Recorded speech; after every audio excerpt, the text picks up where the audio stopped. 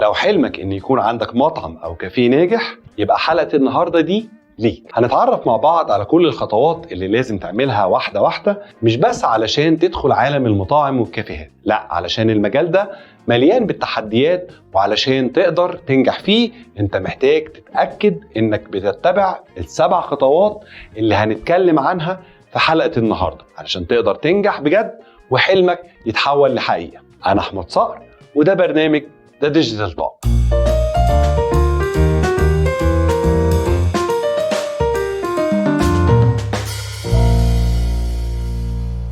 لو المحتوى اللي بنقدمه بيعجبك، ياريت ما تنساش تعمل لايك فوراً علشان تساعدنا نستمر في تقديم المزيد. الخطوة الأولى: تحديد نوعية المطعم. بداية كده وقبل ما نبدأ، حابب بس أقولك إن المطاعم أنواع كتير، بتبتدي من الفاين دايننج أو اللي ممكن يتصنف على كونه أرقى أنواع المطاعم، واللي بنشوف فيه نوعية الويترز اللي لابسين بدل توكسيدو، مرورا بالأنواع اللي في النص زي المطاعم العائلية أو الفاست كاجوال، واللي هي أرقى شوية من الفاست فود بس أقل من الفاين دايننج.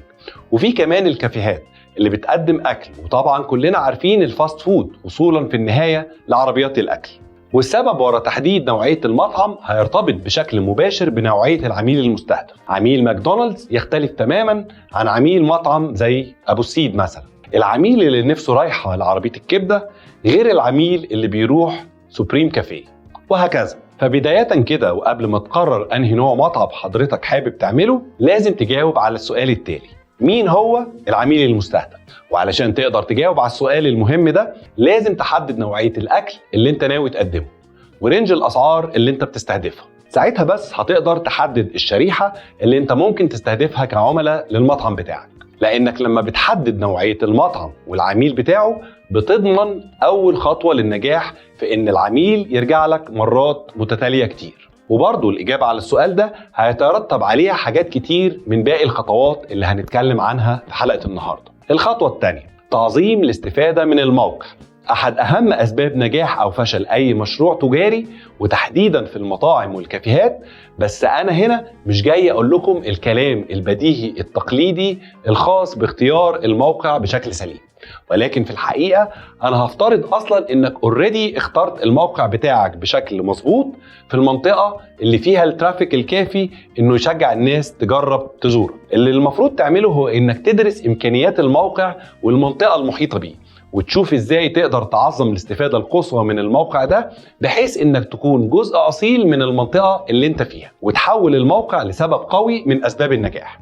أمثلة على كده: لو حضرتك فتحت المطعم بتاعك في مول، فمتهيألي انت فاهم انك هتستفيد من زحمة المول، لكن في نفس الوقت هتكون في منافسة مستمرة وشرسة مع باقي المطاعم اللي موجودة معاك، وبالتالي انت محتاج تفكر كويس ازاي تقدم عروض تشجع بيها زوار المول ان هم يختاروا مطعمك انت دونا عن الباقي. فانت بالتأكيد هتكون مدرك انك محتاج تخدم الشركات المحيطة بيك، سواء في نوعية الاكل اللي بتقدمه او خدمة التوصيل وخلافه، او حتى مواعيد فتح واغلاق المطعم. هتقدم مثلا وجبات للافطار مع قهوة او شاي، افكار من النوع ده. تفاصيل تانية تخص الموقع برضو لازم تاخدها في عين الاعتبار، زي مثلا هل المطعم هيكون متشاف بوضوح؟ هل في أماكن كافية للعربيات علشان الركنة؟ هل الموقع بيسمح لك بخدمة الطلب من العربية؟ كل الأسئلة اللي فاتت دي هتساعدك أكتر إنك تحدد نوعية المطعم اللي أنت رايح لها ونوعية الأكل اللي هتقدمه. الخطوة الثالثة: ركز على الجماليات. وهنا أنا هتكلم عن البراندنج. شكل مطعمك عامل إزاي؟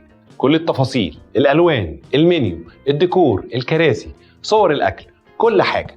ما تنساش العميل بياكل بعينه الأول، وبالتالي تجربة الأكل في المطعم بتاعك لازم تكون بتركز على إبراز كافة المظاهر الجمالية اللي تخلي العميل متشوق إنه يجيلك في المقام الأول لغاية لما توصل إنك تكسبه كعميل دائم. كل التفاصيل اللي تخص الشكل العام للمطعم بتاعك لازم تركز على جذب العميل من وهو لسه بره المطعم، وكمان بمجرد ما يحط رجله جوه عندك لازم تكون دارس كويس تجربته هتكون عاملة ازاي علشان تقدر تكسبه كعميل دائم بعد كده. في اوقات كتير جودة الاكل ممكن تكون مش قد كده، ولكن الجو العام وتجربة الاكل احيانا كتير بتكون سبب كافي انك تكون من زوار المطعم ده. الخطوة الرابعة: جودة الاكل. طبعا الخطوة دي بديهية، ما هو طبيعي لازم هقولك انك لازم تركز على جودة الاكل اللي بتقدمه، بس الحقيقة انا مش هعمل ده، لان زي ما قلت دي حاجة بديهية.